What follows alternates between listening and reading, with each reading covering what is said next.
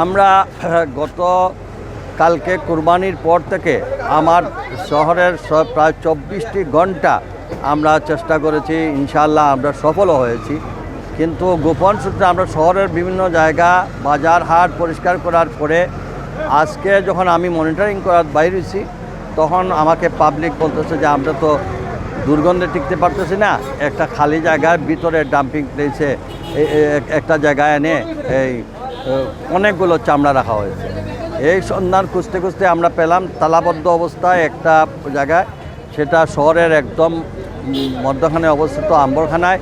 এখানে এই খুলে দেখি অসংখ্য চামড়া, দুর্গন্ধে এবং লবণ দেওয়া হয় নাই, পচা দুর্গন্ধ বাইর হয়েছে। আমরা খবর নিলাম, পরে শুনলাম যে সুনামগঞ্জের জগন্নাথপুরের একজন ইউনিয়ন পরিষদের সম্মানিত চেয়ারম্যান উনি এটা এখানে এনে ফেলে দিয়েছেন। আমি ওনার সঙ্গে যোগাযোগ করলে তিনি আমাকে বললেন আমরা কোথাও কোথায় ফেলেতে পারি নাই, আমি কি এগুলা গাঙ্গে ফেলে দেবো নাকি?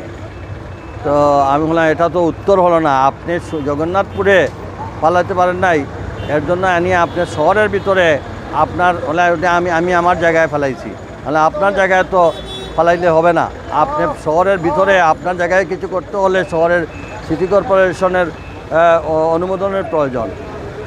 আমি বললাম তাহলে তো আমরা আপনার বিরুদ্ধে আইনানুগ ব্যবস্থা। উনি বলেন যা ইচ্ছা তাই করেন, এই হচ্ছে ওনার জব। আমি এই ব্যাপারে জেলা প্রশাসনকে জানিয়েছি, পুলিশ প্রশাসনকে জানিয়েছি, স্থানীয় সরকার মন্ত্রণালয়ের মাননীয় মন্ত্রী এবং সচিবের বরাবরেও আমি এইটা পুরো চিত্রটা তুলে ধরবো, দেখি ওনারা কী ব্যবস্থা নেন। আমার শহরের সব জায়গায় পরিষ্কার, এই জায়গায় এনে উনি জগন্নাথপুর থেকে রাতের অন্ধকারে এনে এবারে ডাম্পিং করে ফেলেছেন। স্বাভাবিক কারণে এটা যদি এই ধরনের গোপনে কেউ যদি তার করে, সেটা তো আমাদের জানার বিষয় ছিল না। আমরা যখনই শুনেছি আমরা সঙ্গে সঙ্গে একজন বিবেকবান মানুষ কী করে এই ধরনের ঘটনা ঘটালেন, আমি তো অবাক হয়ে যাই। একজন জনপ্রতিনিধি হিসাবে তো উনি এটা করতে পারেন না, তারপরেও ওনার দাম্ভিকতা দেখে আমি আরও হতো অবাক। উনি যেখানে অ্যাপোলজি করবেন সেখানে এটা না করে বলেন যাই খুশি তাই করেন। তো উনার চিন্তা নাই যে এটা নগরের ভিতরে হাজার হাজার লাখো লাখো মানুষ এই ক্ষতিগ্রস্ত হয়ে যাবে, এটা উনি চিন্তা করেন নাই।